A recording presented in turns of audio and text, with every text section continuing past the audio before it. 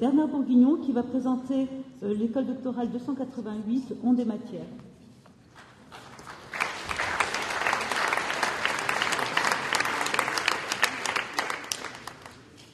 Bonjour à tout le monde. Je voudrais vous porter un message qu'il faut positiver parce que pour les gens qui sont au fond, si vous aviez une robe et que vous étiez sous les projecteurs, ce serait plus grave que ça ne l'est. Et c'est un petit peu notre faute si la cérémonie dure si longtemps, donc on s'en excuse. L'école doctorale en des matières, c'est une école qui est donc basée sur la lumière dans tous ses états et la matière dans tous ses états. Donc la matière, ça va des atomes aux molécules jusque à la matière telle qu'elle se trouve dans le milieu interstellaire ou encore dans les dispositifs tels qu'on les conçoit pour créer en fait une lumière qui ait des propriétés de plus en plus raffinées pour pouvoir, par exemple, faire de l'information quantique ou toutes sortes d'applications.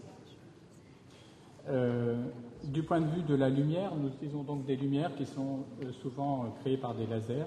Ça couvre un peu tous les domaines qui vont des X jusqu'au rayonnement infrarouge, donc avec une énergie par grain de lumière qui est de plus en plus faible vers les infrarouges, plus forte vers les X.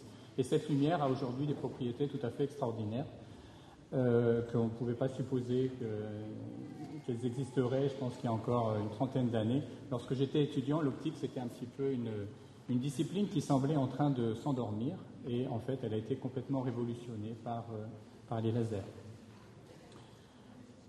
Donc, ce que l'on fait avec la lumière, c'est deux choses. D'une part, on caractérise la matière, et on le fait avec des caractéristiques aujourd'hui qui sont de pouvoir le faire de plus en plus précisément, d'une part, et d'autre part, avec des échelles de temps qui sont extraordinairement courtes. Et dans ce domaine, l'optique est de très loin le domaine où on sait faire des phénomènes au temps les plus courts. On est au milliardième de seconde.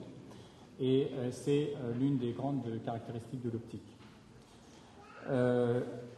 D'autre part, donc, la lumière, telle qu'on sait la faire maintenant, permet de transformer la matière de manière de plus en plus extraordinaire.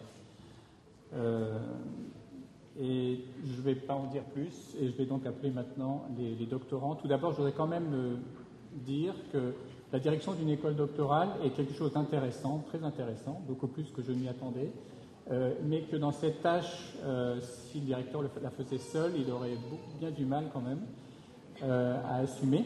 Donc je voudrais remercier Pierre Chavel de l'Institut d'optique et aussi Christophe Blondel du laboratoire Mécoton, qui sont mes directeurs adjoints, ainsi que Martine Basset, qui est dans la salle et qui est mon assistante.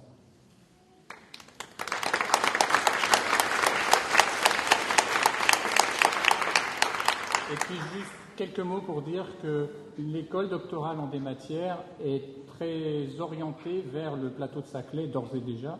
L'avenir de l'université semble passer par l'intégration de notamment les écoles d'ingénieurs qui se trouvent et qui vont venir encore renforcer le plateau de Saclay, mais aussi les services du CEA Saclay, mais aussi l'ONERA. Et dans le cas de l'EDOM, nous avons un lien extrêmement fort avec l'Institut d'optique, qui est établissement co-accrédité avec l'Université de Paris. Alors je voudrais donc maintenant appeler Alexandre Baron, je pense, qui est le premier de la liste.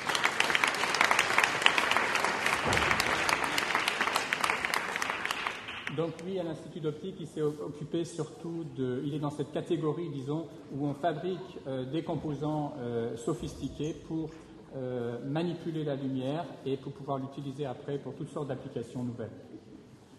Ensuite, Marie Bazir.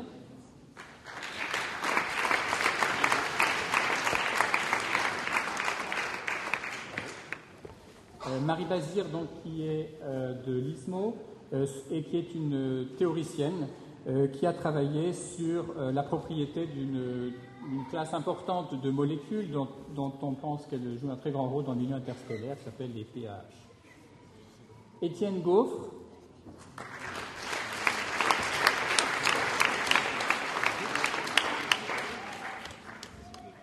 Il s'occupe d'étudier les propriétés optiques d'une classe également de nouveaux d'un nouveau type de molécules extrêmement grosses et aux propriétés extrêmement intéressantes qui sont les nanotubes, dont il a déjà été question dans un autre contexte qui n'est pas celui de l'optique, mais plutôt celui des médicaments, des vecteurs de médicaments.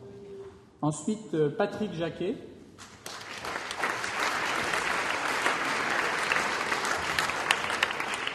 Donc Patrick Jacquet, lui, s'est intéressé à mettre au point des nouvelles méthodes spectroscopiques qui utilisent des lasers femtosecondes. Ces lasers, ils ont été faits, pensés a priori pour obtenir des effets à des temps extrêmement courts. Et en fait, ils ont été récemment, on a trouvé le moyen de les employer pour l'effet inverse, c'est-à-dire en optique, soit on s'intéresse au temps, soit on s'intéresse à la précision dans le domaine des fréquences.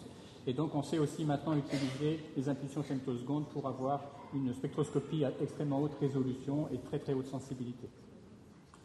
Amin Jawadi.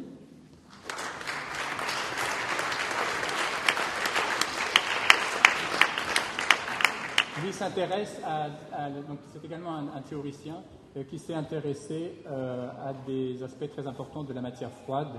On sait faire de la matière ultra froide désormais, et qu'on est en train d'utiliser un petit peu comme à la manière de la lumière, et la lumière est utilisée pour obtenir cette matière très très froide. Céline Pazano.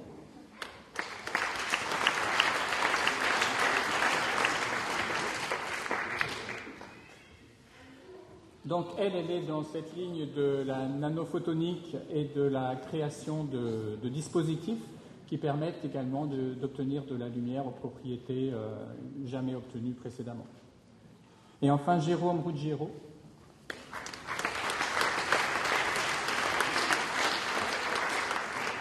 Donc, il lui aussi est un exemple de l'utilisation de la lumière dans des conditions qu'on n'aurait pas imaginées il y a encore 10 ou 20 ans. Il s'agit d'utiliser des photons uniques, et dans ce cas précis, c'est pour stocker de l'information à des échelles spatiales toujours plus petites. Voilà, je vous remercie.